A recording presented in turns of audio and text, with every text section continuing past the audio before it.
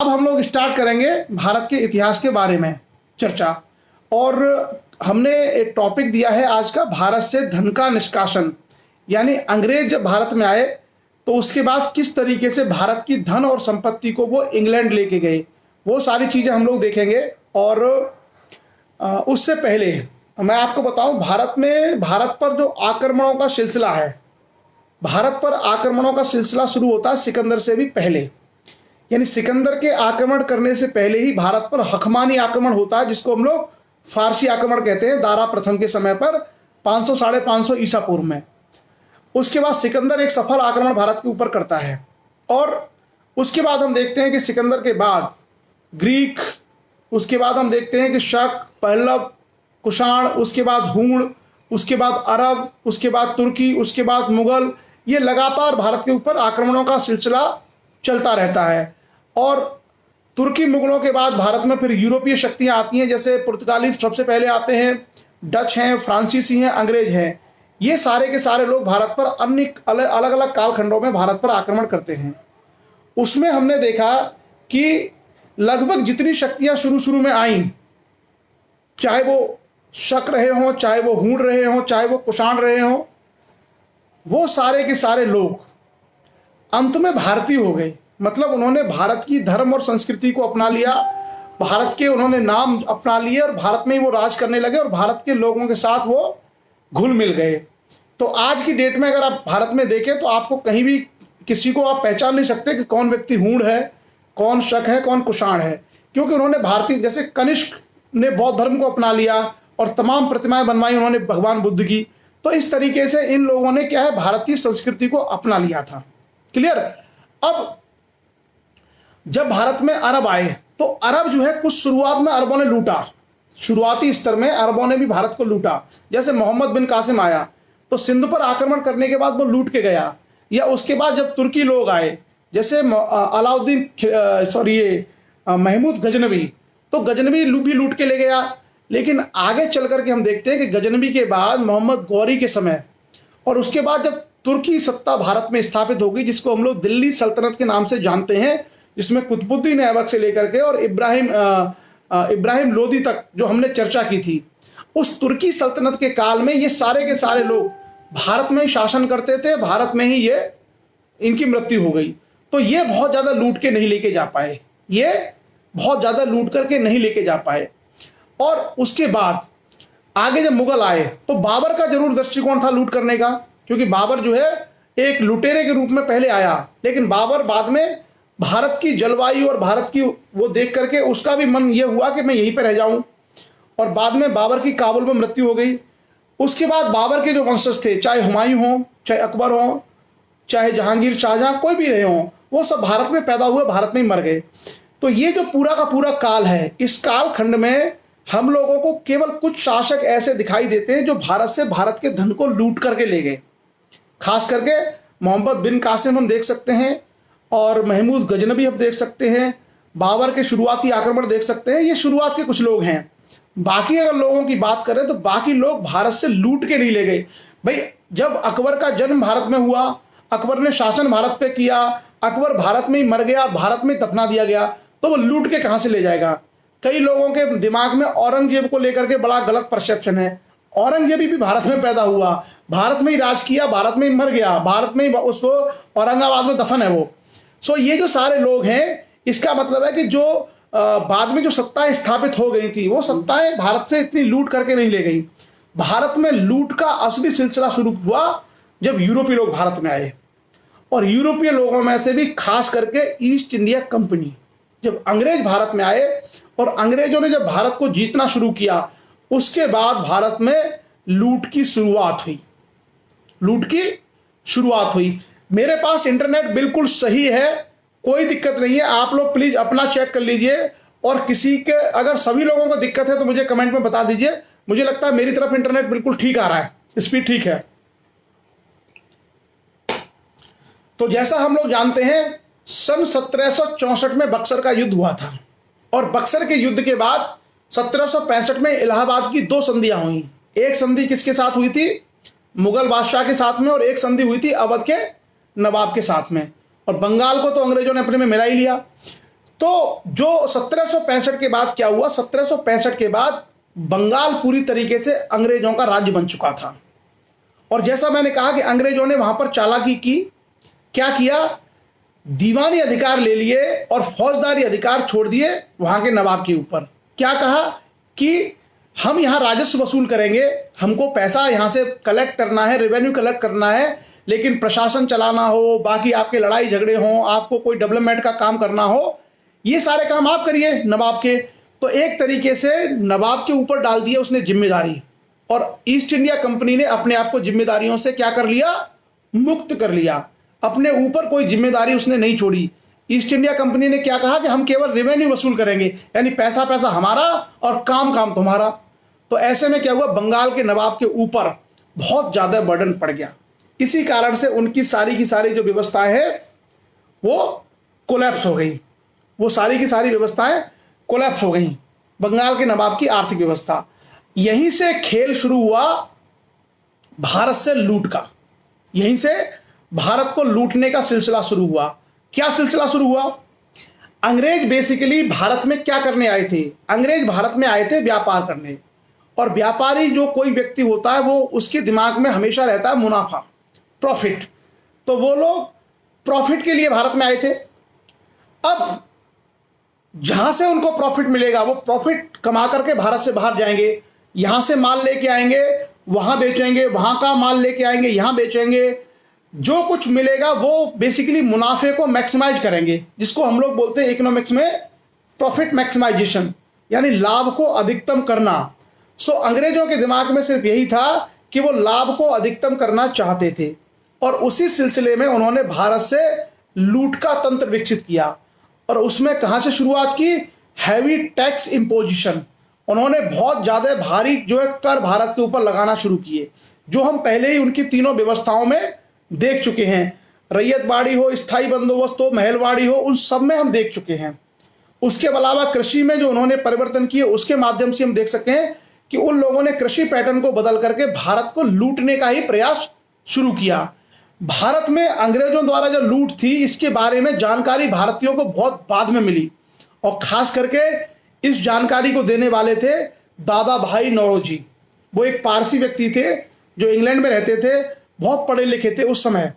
उन्होंने पहली बार इसको रिसर्च करके बताया कि अंग्रेज भारत के धन संपत्ति को लूट रहा है, और उन्होंने एक किताब लिखी थी, poverty and un British rule in India. मतलब भारत की गरीबी क्यों है, और भारत में एक अन ब्रिटिश रूल है जिसके माध्यम से भारत को लूटा जा रहा है, भारत के संसाधनों को। उसके बाद उसके आगे चल करके रोमेश चंद्र दत्ता नाम के एक इतिहासकार थे भारत के, उन्होंने एक पुस्तक लिखी, economic history of India, Bharat का आर्थिक इतिहास।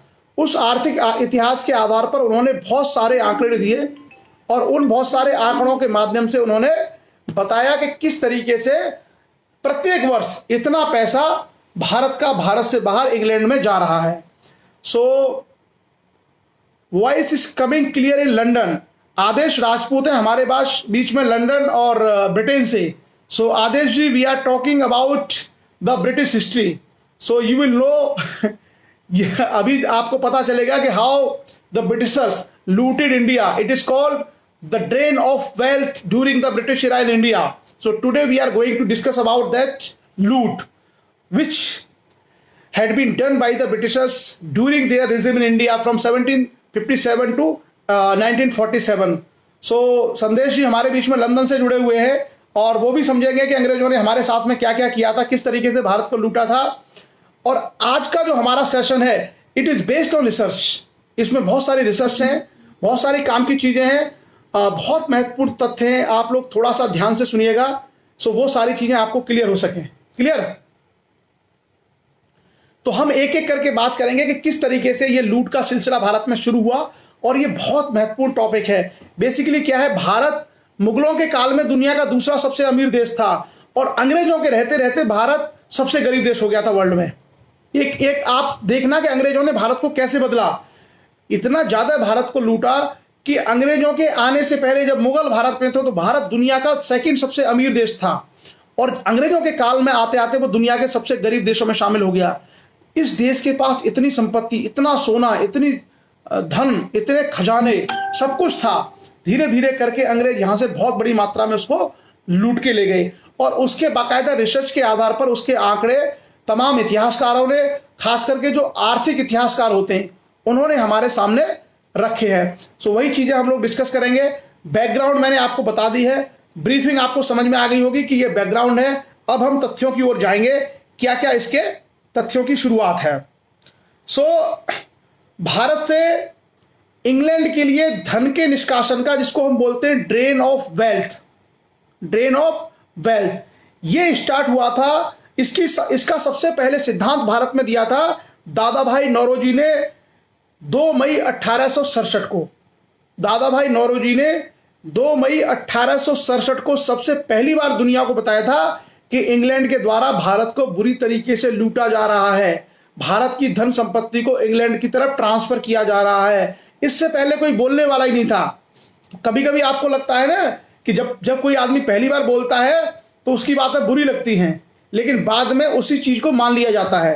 दादा भाई नौरोजी ने जो कहा, उस समय तमाम अंग्रेज जो है विद्वानों ने इसकी आलोचना की दादा भाई नौरोजी की कि ये गलत कह रहे हैं, ये गलत कह रहे हैं। आगे चल करके दादा भाई नौरोजी को, उनके विचारों को, उनकी थ्योरी को न सिर्फ भारतीयों ने अपनाया, बल्कि इंग्लैंड के अर्थशास्त्री और विद्वानों ने भी उसको स्वीकार किया कि हाँ, दादा भाई नौरोजी सही कह रहे थे।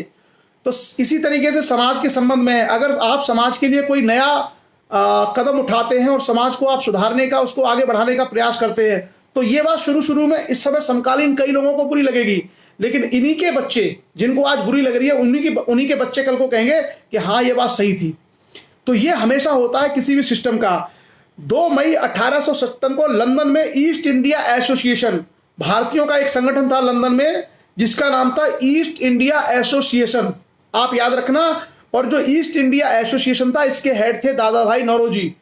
2 मई 1867, 2 मई 1867 को उन्होंने बताया था कि भारत से इंग्लैंड की तरफ बहुत भारी मात्रा में धन का निष्कासन हो रहा है।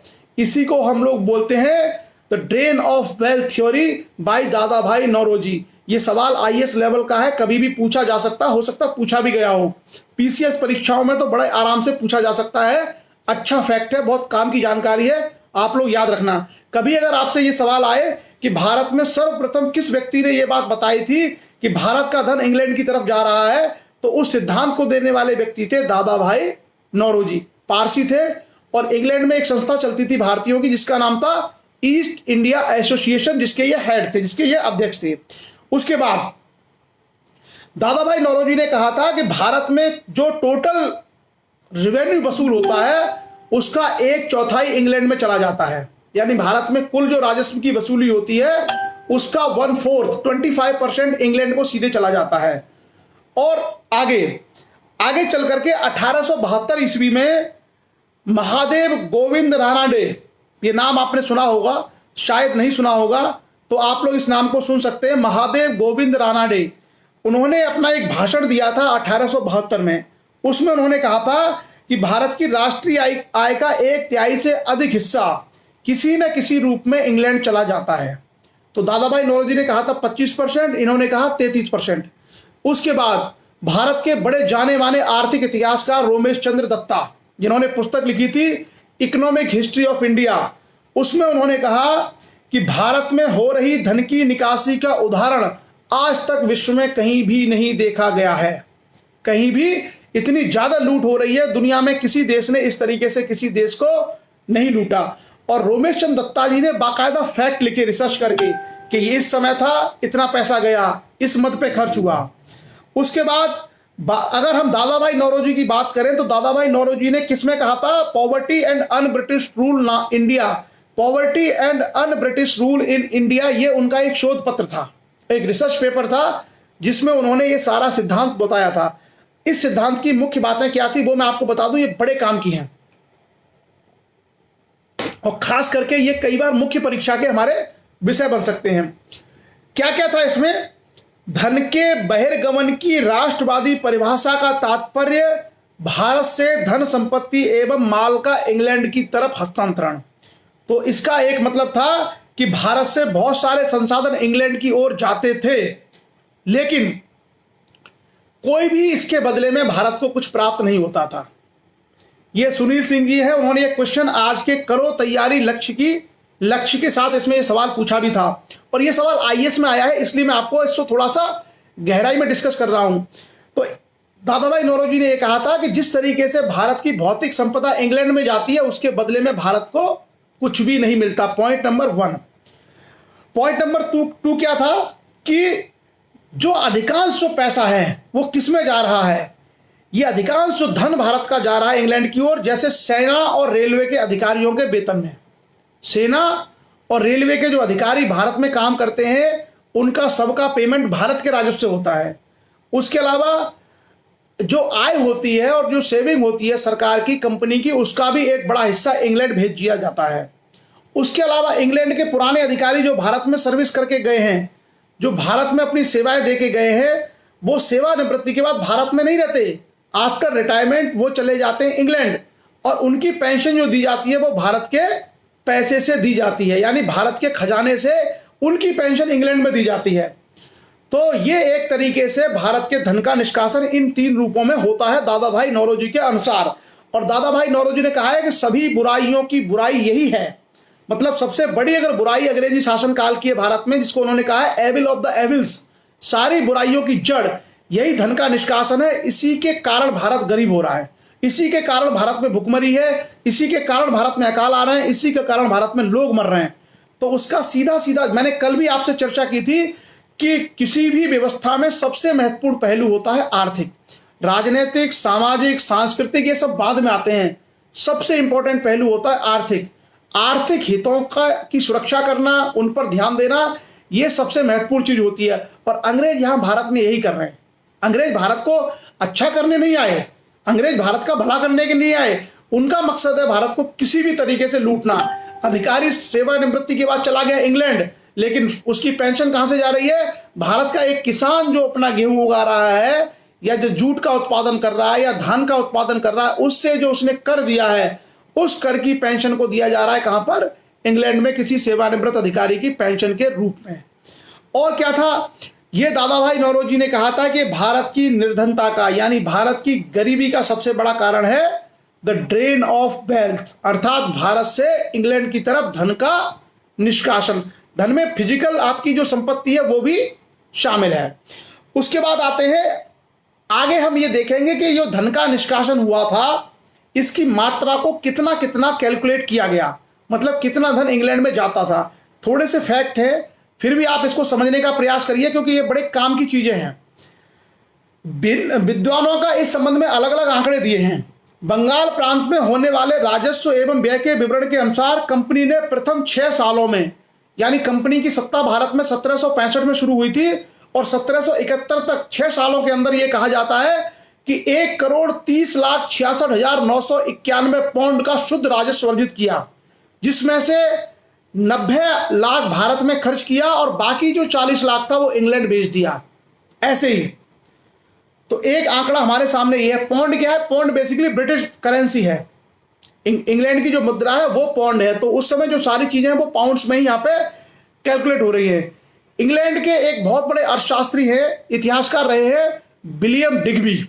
ये नाम शायद आपने सुना नहीं होगा, विलियम डिग्बी। विलियम डिग्बी ने कहा था कि 1757 से लेकर 1815 लगभग 50-55 सालों में भारत से लगभग 100 करोड़ की राशि को इंग्लैंड भेज दिया। 100 करोड़ पाउंड, 100 करोड़ पाउंड बहुत होता है। एक पाउंड की कीमत आप देख रहे हैं कितनी है आज भी, तो 100 करोड़ पाउंड्स की राशि को इनके साथ भेज दिया।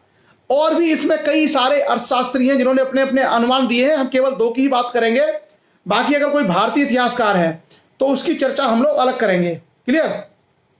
उसके अलावा जैसे कोई विद्रोह भारत में होता था, जैसे 1857 का विद्रोह भारत में हुआ, तो उस विद्रोह को दबाने के लिए भी सारा खर्चा भारत के राजस्व से भी खर्च किया जाता था, यानी भारत के लोगों की इनकम से ही खर्च किया जाता था। चलिए, उसके बाद दादा भाई नौरोजी और आरसी दत्त, रोमेश चंद्र दत्त जैसे राष्ट्रवादियों ने 1883 से 1892 तक के 10 साल के वर्षों में कहा कि लगभग 400 करोड़ पाउंड की राशि चली गई इंग्लैंड। तो अलग अलग इतिहासकारों का इस संबंध में अलग अलग जानकारी है। हमारा केवल इस संबंध में यह है कि चाहे ब्रिटिश के इतिहासकार हो, चाहे भारत के इतिहासकार हो, चाहे अर्थशास्त्री रहे हो, सबने ये बात स्वीकार करी, कंपनी राज में बड़े पैमाने पर भारत से धन और संपत्ति का हस्तांतरण इंग्लैंड की तरफ हुआ। इसी के कारण भारत गरीब हुआ। अब आता है कि ये जो धन का निष्कासन हुआ, इस धन के निष्कासन का परिणाम क्या निकला, भारत पर इसका क्या प्रभाव पड़ा, क्या इसका असर रहा। तो सबसे पहली बात है 1939 से 1940 में भारत सरकार पर ब्रिटिश सरकार का जो कर्जा था बढ़कर के 1200 करोड़ हो गया। यानी 1940 तक आते आते इतना ज्यादा पैसा भारत से इंग्लैंड भेज दिया गया, इतना सारा धन संपत्ति संसाधन भेज दिए गए कि भारत 1940 में 1200 करोड़ का कर्जदार हो गया। उसके बाद 1850 से अगर इसकी तुलना करें, यानी 1940 में भारत 1200 करोड़ रुपए का कर्जदार था। अगर हम 1850 में देखें, जब अंग्रेजों ने भारत से संपत्ति को ले जाना शुरू किया, तो 1850 में यह कर्जा केवल 5.5 करोड़ रुपए था।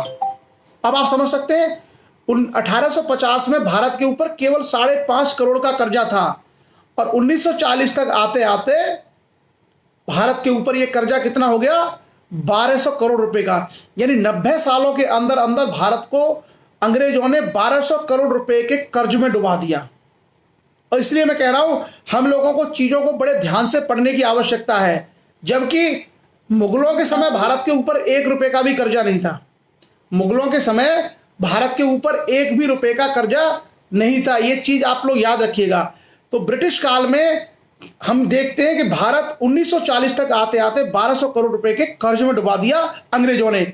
और यहां पे जो भी मुनाफा होता, जो भी यहां उपज होती, जो भी राजस्व पैदा होता, इसका बड़ा हिस्सा अंग्रेज इंग्लैंड भेज देते थे।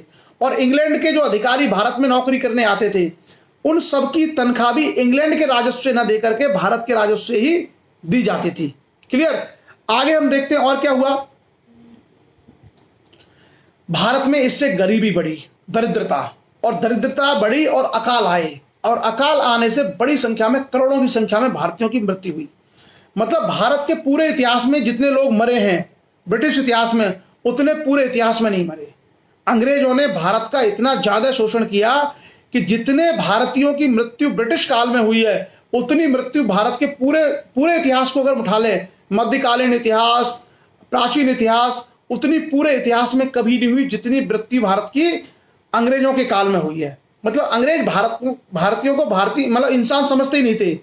अंग्रेजों के जो क्लब हुआ करते थे, वहां पे बोर्ड लगा के रखते थे कि Indians and dogs are not allowed.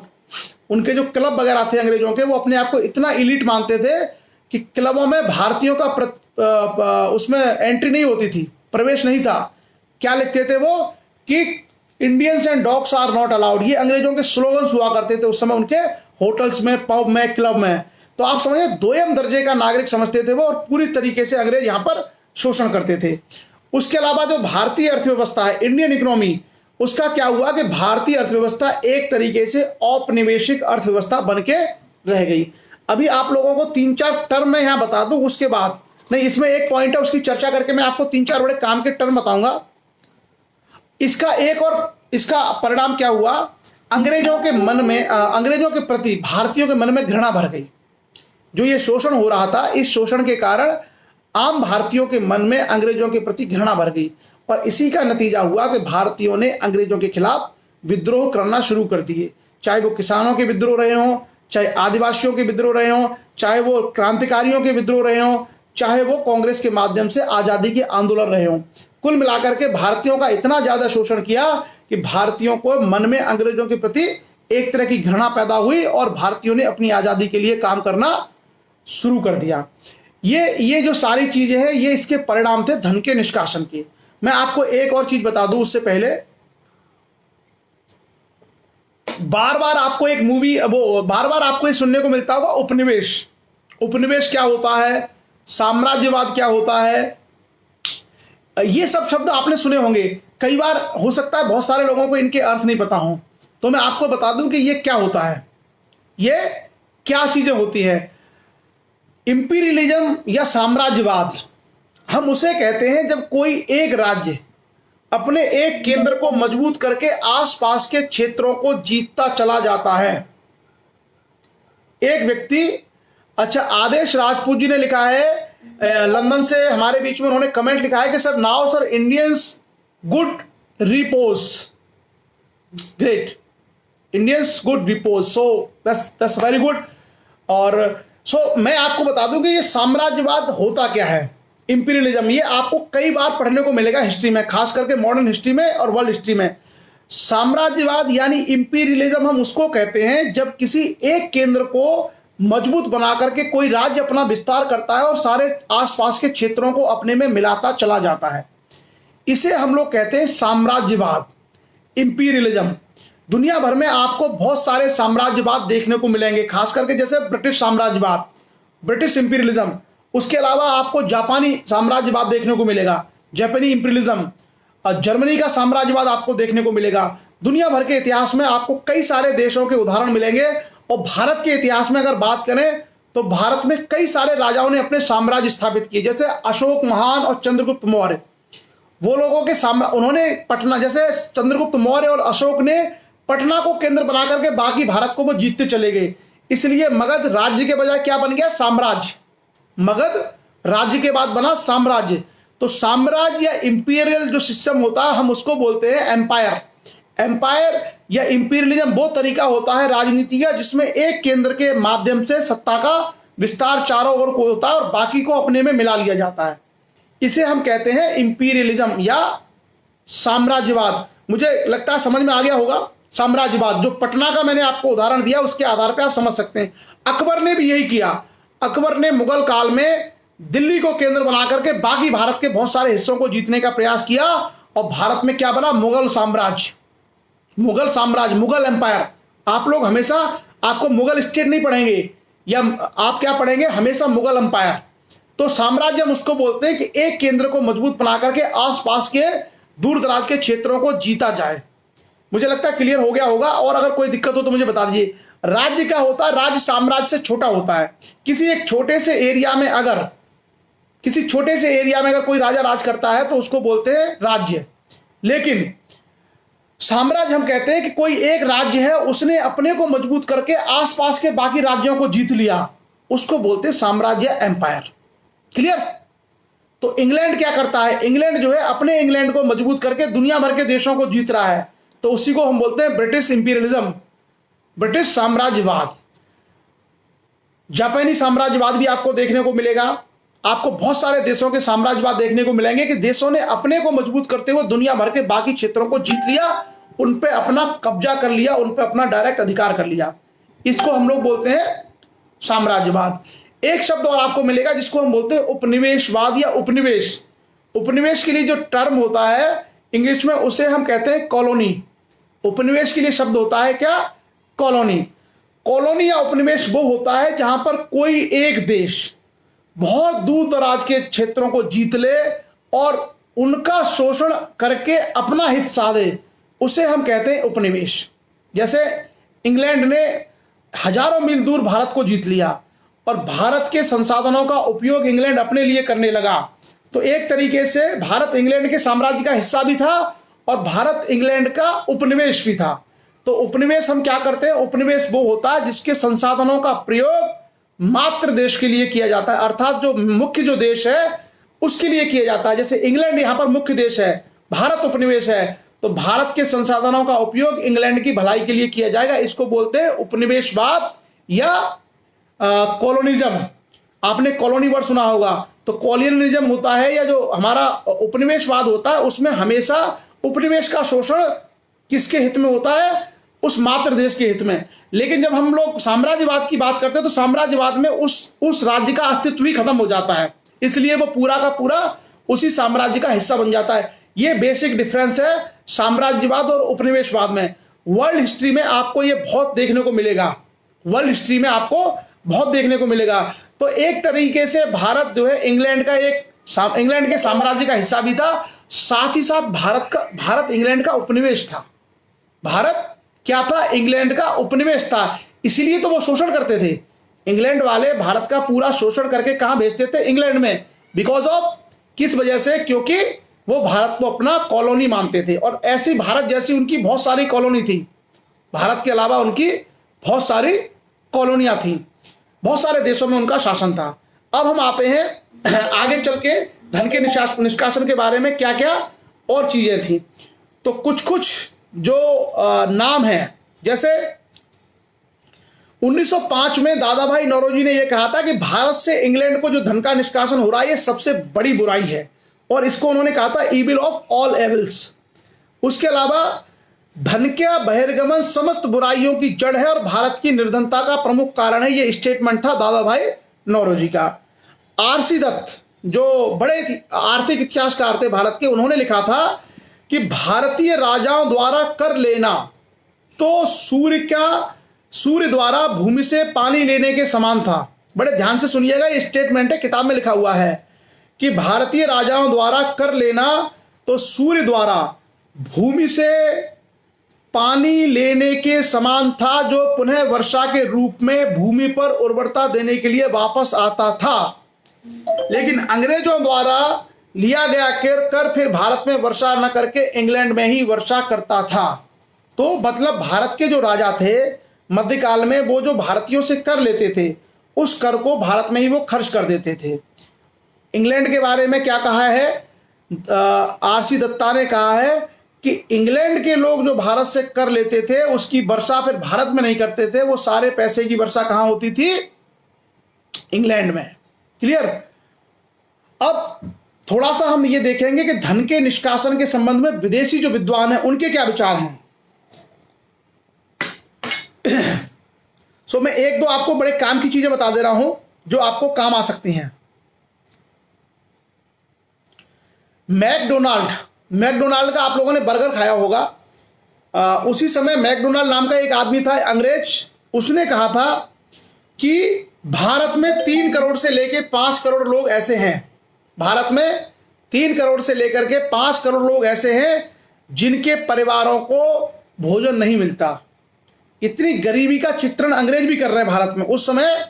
मतलब 3 करोड़ से 5 करोड़ ऐसे परिवार, तो एक परिवार में अगर हम 5 सदस्य मान लें तो हम कह सकते हैं कि 15 से 25 करोड़ लोग भारत में ऐसे थे, 15 से 20 करोड़ लोग कि जिनको भोजन नहीं मिलता था ब्रिटिश काल में।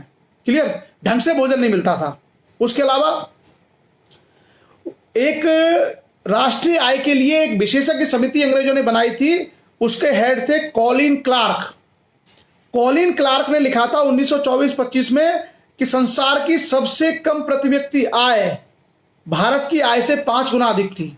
अगर संसार में सबसे कम प्रति व्यक्ति आय को भी हम निकालें, वो भी भारत की प्रति व्यक्ति आय से 5 गुना अधिक थी। मतलब अंग्रेजों ने 1924-25 तक आते आते अंग्रेज खुद इस बात को स्वीकार कर रहे हैं कि हमने भारत को इतना गरीब कर दिया कि भारत की जो प्रति व्यक्ति आय है दुनिया के किसी भी गरीब से गरीब आदमी की प्रति व्यक्ति आय की उससे भी 5, मतलब भारत के आदमी की प्रति व्यक्ति आय से 5 गुना सबसे ज्यादा गरीब आदमी की प्रति व्यक्ति आय है। उसके अलावा भारत में इससे क्या हुआ, पोषण स्तर कम हुआ, और पोषण स्तर कम होने से लोगों की जो डेथ रेट है, मृत्यु दर है, वो काफी बढ़ गई। और अंग्रेजों के इस शासनकाल में यह कहा जाता है कि भारत में औसत जो आयु थी वो 32 साल थी। यानी एक आदमी केवल 32 साल तक ही जिंदा रहता था, 32 साल में उसकी मृत्यु हो जाती थी।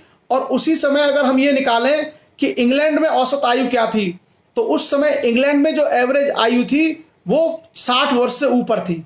तो कुल मिलाकर के भारत में आदमी केवल 30-32 साल तक जिंदा रहता था और इंग्लैंड का आदमी 60 साल से ऊपर। तो आप समझ रहे हैं कि भारत के लोगों को इस गरीबी के कारण खाना पीना पोषण इत्यादि चीजें नहीं मिलती थी, उस तरह की चीजें नहीं मिलती थी। इसी का जो है बहुत बड़े लेवल पर भारत में आपने देखा होगा। और बहुत सारी जो शुरुआती जो पॉलिसीज थी वहां पर भी आजादी के बाद भारत के विषय में जो लिखा गया है वहां पर आपको ये सारी चीजें पढ़ने को और देखने को मिली होंगी। कुल मिलाकर के ये हमारा धन के निष्कासन का सिद्धांत है, और ये एक ऐसा सिद्धांत है जो आपको कई सारी परीक्षाओं में काम आएगा। बहुत सारी जगह आपने पढ़ा भी होगा, बहुत सारे क्वेश्चन यहां से बनते हैं। और कुल मिलाकर के हम लोगों को ब्रिटिश जो रूल है भारत में, अगर उसको समझना है, अंग्रेजी शासन को अगर ठीक से समझना है, तो हम लोगों को अंग्रेजों के समय में अंग्रेजों के द्वारा की गई जो आर्थिक गतिविधियां हैं, इकोनॉमिक एक्टिविटीज, उनको जानना बहुत जरूरी है। अगर उसको समझ जाएंगे तो हमें अंग्रेजों का पूरा माइंडसेट, उनकी पूरी की पूरी सोच पता चल जाएगी। और भारत इतना गरीब कभी नहीं था। बेसिकली भारत को इतना कोहिनूर जैसा हीरा भारत के पास था। हमारा देश बड़ा संपन्न था, हमारे पास सब सुख सुविधाएं थी जितनी होनी चाहिए, लेकिन हमको गरीब इन अंग्रेजों की, यूरोपियों की लूट ने बचाया है। जो ये लूट करके ले गए भारत से, कि भारत की धन संपत्ति इतनी आज भी देखना भारत में धन संपदा की कमी नहीं है। इतने वर्षों तक इन्होंने लूटा भारत को, 150 साल तक। उसके बाद भी आप देखना कि आज भी भारत के पास बहुत सारे संसाधन हैं। आप कल्पना करके देखिए कि भारत के पास कितने रिसोर्सेस रहे होंगे। इसी वजह से प्राचीन काल में भारत को सोने की चिड़िया कहा जाता था, क्योंकि भारत से ज़्यादा चीज़ें बहुत कम देशों के पास थी। भारत से ज़्यादा खेती बाड़ी, भारत से ज़्यादा सोना चांदी, ये बहुत कम देशों के पास थी। क्लियर? सो ये हमारा विषय था drain of wealth, drain of wealth.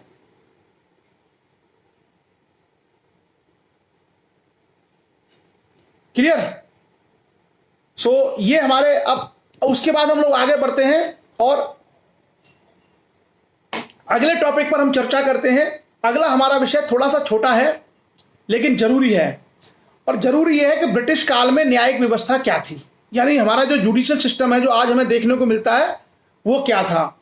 तो सबसे पहले मैं आपको बताऊंगा कि मुगल काल की जो व्यवस्था चली आ रही थी, उस व्यवस्था को कुछ दिन तक तो उन्होंने कंटिन्यू किया। उसके बाद अंग्रेजों ने अपना सिस्टम बनाना भारत में शुरू किया, और इसकी शुरुआत उन्होंने बंगाल से की। और कल भी हमने जो चर्चा की थी कि 2 नायब दीवान के पद उन्होंने क्रिएट किए बंगाल में। एक का सेंटर हेडक्वार्टर था मुर्शिदाबाद और दूसरे का था पटना। तो जो नायब दीवान थे वो न्याय के मामले भी देखते थे। क्लियर? जो नायब दीवान थे वो न्याय के मामले देखते थे, और ये 2 पद अंग्रेजों ने क्रिएट किए भारत में दीवानी न्यायालय के रूप में। एक का हेडक्वार्टर मुर्शिदाबाद था और दूसरे का बिहार था।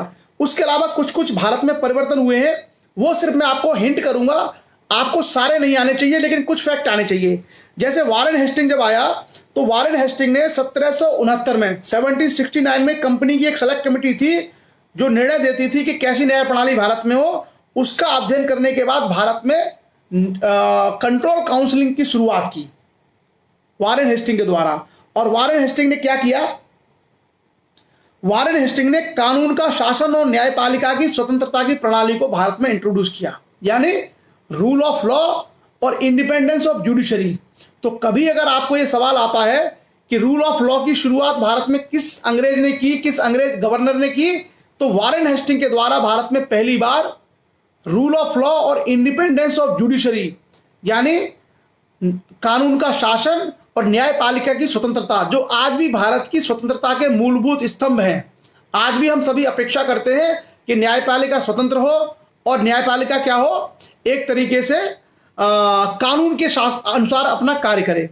तो पहली बार वारेन हेस्टिंग नामक व्यक्ति ने, जो पहला भारत का, बंगाल का पहला गवर्नर जनरल बना था, उसने इंट्रोड्यूस किया ये दोनों चीजें। उसके अलावा कुछ कुछ अधिकारियों की उन्होंने नियुक्तियां की, उसके बारे में हम नहीं जाएंगे क्योंकि वो बहुत अंदर की चीजें हैं, सारी चीजें हमें याद करना जरूरी नहीं है। उसके बाद आगे चल करके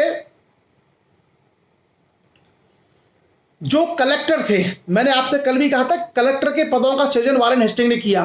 तो कलेक्टर को यह राइट दिया कि कलेक्टर दीवानी मामलों में न्याय का काम कर सकते हैं। कैसे मामलों में? दीवानी, जैसे भू राजस्व है, भूमि को लेकर के विवाद है, ये सारी की सारी चीजों को अंग्रेजों ने भारत में वारेन हेस्टिंग के समय शुरू किया। क्लियर? और जो कलेक्टर थे उनके बारे में यह कहा गया कि 500 रुपए तक का अगर कोई विवाद है तो कलेक्टर उसको देखेंगे। आगे चल करके क्या हुआ? कलकत्ता में एक सर्वोच्च न्यायालय की स्थापना की वारेन हेस्टिंग ने 1774 में। कलकत्ता में सुप्रीम कोर्ट, तो जो आज का भारत का सुप्रीम कोर्ट है ऐसा नहीं, उसका नाम था supreme court of Calcutta. Supreme court of Calcutta यानी कलकत्ता का सर्वोच्च न्यायालय। और कलकत्ता का जो सर्वोच्च न्यायालय था वो कलकत्ता के ही जो जुरिडिक्शन था केवल उसको देखता था। और रेगुलेटिंग एक्ट के बाद, जब 1773 का हम लोग एक्ट पढ़ेंगे, उस एक्ट के बाद कलकत्ता के सर्वोच्च न्यायालय की स्थापना की गई, और इसका कार्यक्षेत्र केवल कलकत्ता नगर था। तो ये केवल नाम का सुप्रीम कोर्ट था, लेकिन वास्तव में ये सुप्रीम कोर्ट नहीं था। क्यों? क्योंकि ये केवल कलकत्ता के नागरिकों तक सीमित था। मतलब बंगाल के लोग भी इसमें अपना मुकदमा नहीं लेके जा सकते थे, भारत के तो छोड़ दीजिए। तो कलकत्ता का जो सुप्रीम कोर्ट था केवल कलकत्ता नगर तक था। और इसमें क्या था कि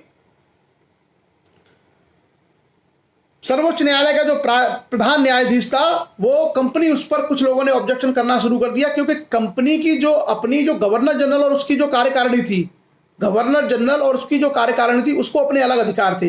तो यहाँ पर टकराव शुरू हो गया कि सुप्रीम कोर्ट कौन से मामले देखेगा और गवर्नर जनरल या गवर्नर की जो कार्यकारिणी है वो क्या देखी। अल्टीमेटली सुप्रीम कोर्ट के अधिकारों को कम करना पड़ा, सुप्रीम कोर्ट ऑफ कलकत्ता के अधिकारों को। आगे चल करके कॉर्नवालिस जो है भारत का गवर्नर जनरल बना, बंगाल का। और कॉर्नवालिस ने न्याय व्यवस्था में सुधार किए। और कॉर्नवालिस ने क्या काम किया कि उसने एक तो कॉर्नवालिस कोड जारी किया, कॉर्नवालिस कोड जिसको हम लोग कहते हैं कॉर्नवालिस संहिता, वो उसने जारी की। इसके अलावा कॉर्नवालिस ने जिला अदालतें बनाई। कॉर्नवालिस ने भारत में जिला अदालतें बनाई, जिसको आज भी हम लोग जानते हैं डिस्ट्रिक्ट कोर्ट्स। तो जो मैंने कहा ना कि हमारा जो प्रशासनिक जो सेटअप है ना, ये अंग्रेजों का ही दिया हुआ है। जो हमारा एडमिनिस्ट्रेटिव सेटअप है ये अंग्रेजों की ही देन है, ये अंग्रेजों ने भारत में दिया है। देखिए जिला कोर्ट हो गया, कलेक्टर हो गया, आपके न्यायाधीश हो गए, प्रांतीय न्यायालय हो गए, ये सब अंग्रेज ही भारत में बना के गए हैं और अभी आपको मालूम पड़ जाएगा। जिला अदालतें बनाई, उसके अलावा प्रांतीय अदालतें बनाई, प्रांत के स्तर पर भी अदालतें बनाई, सदर दीवानी अदालत बनाई। ये प्रांतीय अदालत के ऊपर की अदालत थी सदर दीवानी अदालत, और कलकत्ता में थी। एक तरीके से पूरे देश के मामले सदर दीवानी अदालत में लिए जा सकते थे। उसके अलावा फौजदारी जो न्यायालय थे, फौजदारी का मतलब होता है लड़ाई झगड़े वाले, क्राइम वाले, उसमें भी कॉर्नवालिस ने सुधार किए। और उसके अलावा कॉर्नवालिस ने क्या किया, सर्किट अदालतें। आप लोगों ने आज भी सुना होगा सर्किट कोर्ट, कभी कभी ये शब्द सुना होगा। तो गवर्नर जनरल और उसकी काउंसिल के अधीन फौजदारी अदालतें समाप्त करके 4 चलती फिरती अदालतें, जिनको हम कहते हैं सर्किट कोर्ट, इसकी स्थापना भी कॉर्नवालिस के समय में की गई। और कॉर्नवालिस ने जो सुधार किए उसमें एक जो सबसे बड़ी चीज है वो है कॉर्नवालिस कोड, यानी कॉर्नवालिस ने कानूनों को इकट्ठा करके एक संहिता बनाई जिसको हम कहते हैं कॉर्नवालिस कोड। इसमें 2 चीजें थी खास करके। एक चीज तो यह थी कि निजामत अदालतों में अंग्रेजी न्यायाधीशों की नियुक्ति, यानी पहले निजामत वाले जो मामले थे उसमें ये इंटरफेरेंस नहीं करती थी कौन, अंग्रेज जज नहीं आ सकते थे। तो एक तो अंग्रेज न्यायाधीशों की नियुक्ति उसमें शुरू हो गई। दूसरा क्या था कि न्याय व्यवस्था को प्रशासन से अलग कर दिया गया। प्रशासन अब अपना काम देखेगा, सड़क, बिजली, पानी, और न्यायालय अपने काम देखेंगे। ये व्यवस्था को कॉर्नवालिस ने यहाँ पर कॉर्नवालिस कोड में अलग अलग कर दिया। उसके अलावा और जो हमारे लिए महत्वपूर्ण चीज है वो ये है कि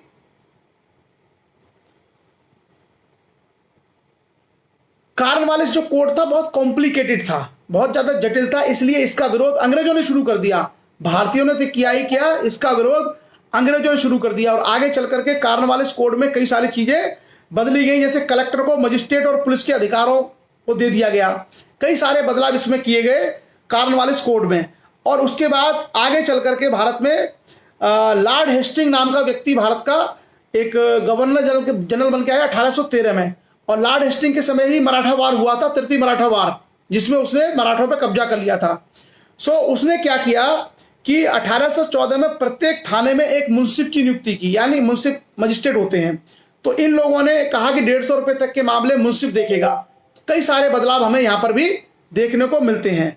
उसके अलावा अगर हम और बात करें, लॉर्ड विलियम बेंटिक, जिसने सती प्रथा भारत में बैन कर दी थी, तो लॉर्ड विलियम बेंटिक के समय क्या सुधार हुए, इन्होंने क्या किया कि न्याय प्रशासन का मुख्यालय कलकत्ता था और बाकी भागों की दूरी कलकत्ता से काफी दूर थी, जैसे मद्रास है, बंबई है, पंजाब है, काफी दूर थी।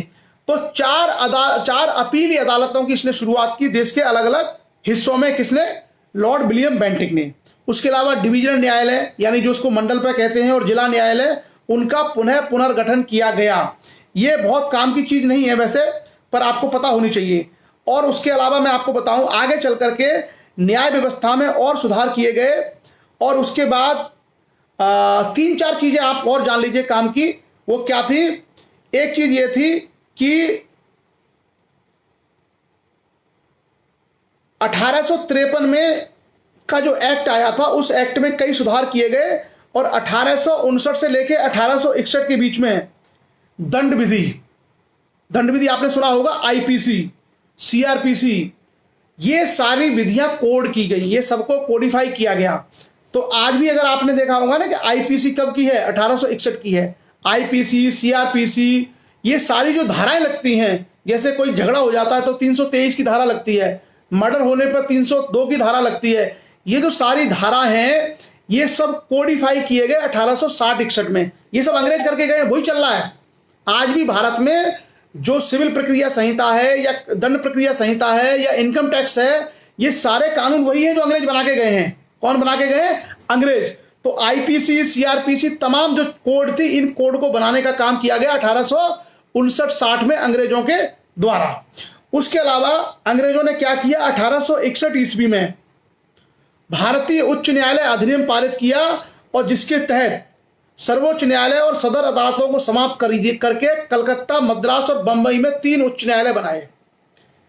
1859-60 में उन्होंने आईपीसी, सीआरपीसी ये सब बनाई और उसके बाद 1861 में अंग्रेजों ने भारत में सारी जो पहले की न्याय प्रणाली चली आ रही थी उसको समाप्त करके 3 हाईकोर्ट बनाए। कहां पर? कलकत्ता, बंबई और मद्रास। कलकत्ता, बंबई और मद्रास में 3 हाईकोर्ट बनाए।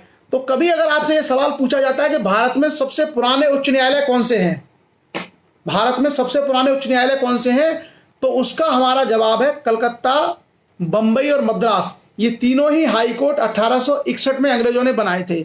और मैं आपको बताऊं हैरानी की बात, तब तक भारत में सुप्रीम कोर्ट नहीं था।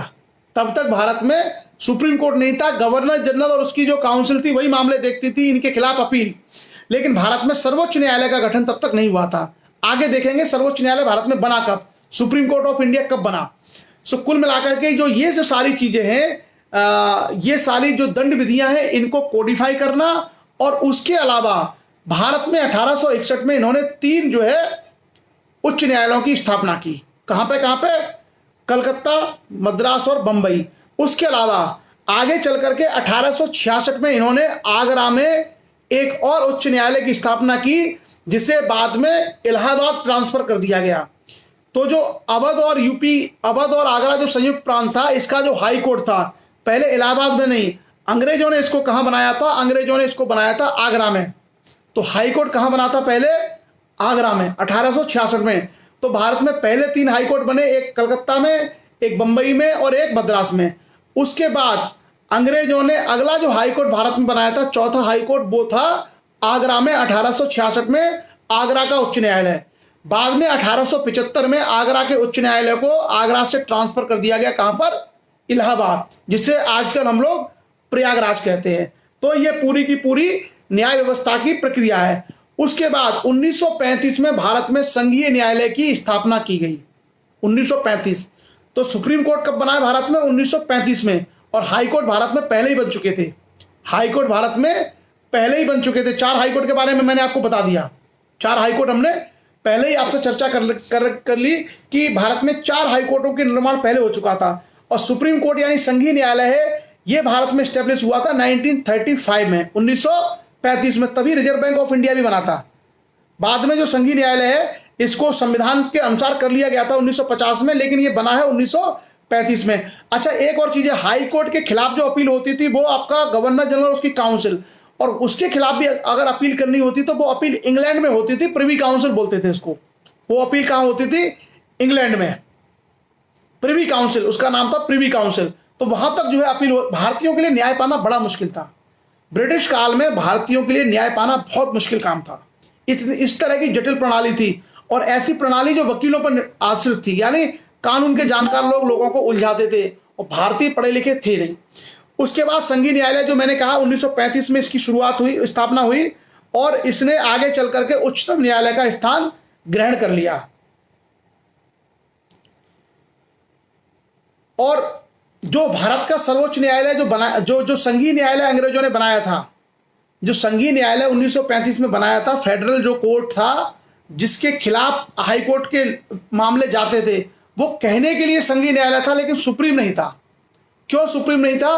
क्योंकि उसके खिलाफ भी अपील आप इंग्लैंड के प्रिवी काउंसिल में कर सकते थे। यानी जैसे आज भारत का सर्वोच्च न्यायालय है, अगर आज भारत का सुप्रीम कोर्ट कोई निर्णय देता है तो आप सुप्रीम कोर्ट के खिलाफ कहीं और जाके अपील नहीं कर सकते।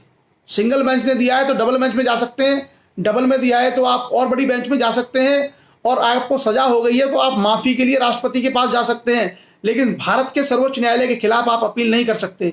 अंग्रेजों ने भारत में क्या ढांचा बनाया कि हाई कोर्ट तो बना दिए, और 1935 में संघीय न्यायालय यानी फेडरल कोर्ट भी बना दिया। लेकिन संघीय न्यायालय को सर्वोच्च न्यायालय का दर्जा उन्होंने नहीं दिया, क्योंकि उसके खिलाफ भी अपील इंग्लैंड में स्थित प्रिवी काउंसिल में की जा सकती थी। बाकी आज की जो न्याय प्रणाली है वो आपको पता ही है, तहसील स्तर पर मुंसिफ के जो कोर्ट होते हैं, सीजीएम होते हैं आपके, उसके बाद जिले में इसमें जो है आप देखेंगे जिले पर सीजीएम है आपके, उसके बाद आप देखते हैं डिस्ट्रिक्ट में एडिशनल जज हैं, डिस्ट्रिक्ट जज हैं, हाई कोर्ट के जज हैं, सुप्रीम कोर्ट के जज हैं। ये प्रणाली आपको सारी मालूम होगी। ये हमने ब्रिटिश एरा में देखा कि किस तरीके से इसका डेवलपमेंट अलग अलग तरीके से हुआ है, वारेन हेस्टिंग से लेकर के 1860 तक, बल्कि देश आजाद हुआ है तब तक 1935 तक। सो ये हमारे दो विषय थे।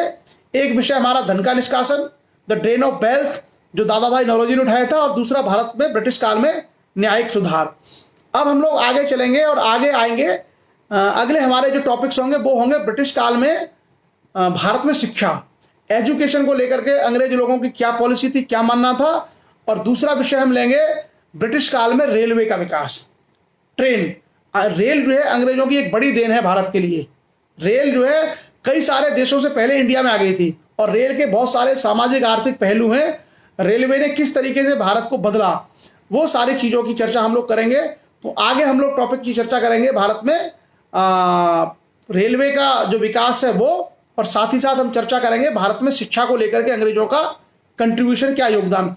आधुनिक भारत जो है, मॉडर्न इंडिया थोड़ा बड़ा है, इसलिए हम लोग कोशिश करते हैं कि थोड़ा सा ब्रेक कर करके इसको पढ़ते रहे, थोड़ा समय लगेगा। लेकिन एक बार आधुनिक भारत अगर क्लियर हो गया तो फिर हमारी हिस्ट्री बहुत हद तक स्पष्ट हो जाएगी। तो चलिए, मुझे लगता है समय हो गया होगा, हाँ 8:31। और आज का जो हमारा सेशन है वो हमने पूरा किया, दोनों टॉपिक हमने कवर किए। जो लोग कंपटीशन की तैयारी कर रहे हैं वो डेप्थ में जाके और पढ़ें, और जिन लोगों को तैयारी नहीं करनी है उनके लिए पर्याप्त है ये जानकारी, अगर उनको है तो उतना उनके लिए पर्याप्त है। तैयारी करने वाले स्टूडेंट और भी किताबों के माध्यम से जाकर के गहराई में पढ़ सकते हैं। सो चलिए, आप सेशन को विराम देते हैं। आप सभी लोग जुड़े पूरे सेशन में, और हम लोगों ने इन दोनों विषयों पर चर्चा की। आप सभी लोगों का बहुत बहुत धन्यवाद। कल हम लोग चर्चा करेंगे रेलवे के बारे में। कल जो है रेलवे और एजुकेशन के बारे में हम लोग चर्चा करेंगे। आज के सेशन को हम लोग यहीं विराम देते हैं। कल मॉर्निंग में आपके साथ में हम लोग बात करेंगे भूकंप और ज्वालामुखी ज्योग्राफी के बारे में। तो चलिए, जो लोग तैयारी कर रहे हैं वो थोड़ा सा और डेप्थ में पढ़ें और सीरियस होकर पढ़ें जो तैयारी कर रहे हैं, और बाकी जो सामाजिक लोग हैं उनको केवल एक बेसिक जानकारी होनी चाहिए। सो चलिए साहब, बहुत बहुत धन्यवाद, बहुत बहुत आभार आपका सेशन में जुड़ने के लिए। हम सेशन को यहीं विराम देते हैं। और कोई किसी विद्यार्थी का अगर कोई सवाल या कोई क्वेश्चन रह जाता है तो आप लोग प्लीज़ उसको डालते रहिएगा, ताकि उसका आंसर आपको मिलता रहेगा। तो चलिए, परिचर्चा को विराम करते हैं। आप लोग भोजन करिए। बहुत बहुत धन्यवाद। किसी से बात नहीं हो पा रही है, मैं अभी मोबाइल अपना ओपन करता हूं, जिसको बात करनी है मुझे कॉल करिए प्लीज़। अभी मुझे कॉल कर लीजिएगा जिसको बात करनी है, ठीक है। थैंक यू, जय हिंद।